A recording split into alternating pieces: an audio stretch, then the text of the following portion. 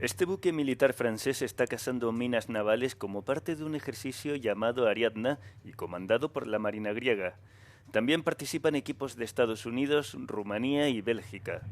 A bordo de cada buque hay buzos de desminado y drones especializados que pueden acercarse a las minas para identificarlas sin detonarlas.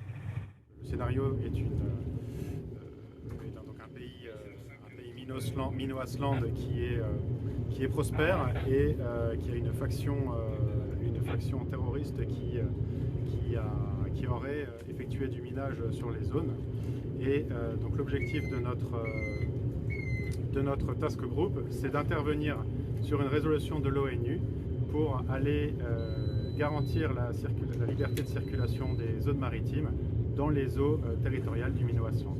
Chez les Grecs, il y a donc une frégate à bord duquel se trouve le chef de la task force, également un bâtiment base de plongeurs roumains. Et enfin, participent également à cet exercice des équipes de drones sous-marins américains et belges. Esta minuciosa labor, que hoy en día se realiza sobre todo para limpiar las minas usadas en conflictos desde la Primera Guerra Mundial o para asegurar los llamados teatros de operaciones antes del despliegue de otros buques, está a punto de sufrir una revolución. Los drones navales de nueva generación deberían entrar en funcionamiento dentro de unos años.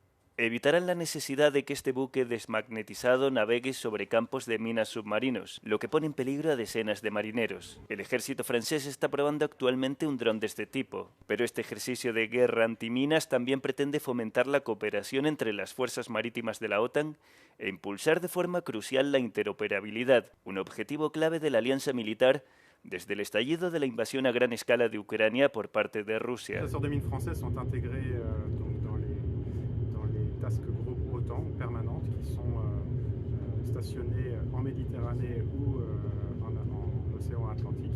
Le Capricorne a participé à l'exercice Steadfast Start 2025, qui est l'exercice majeur de l'OTAN pour l'année 2025.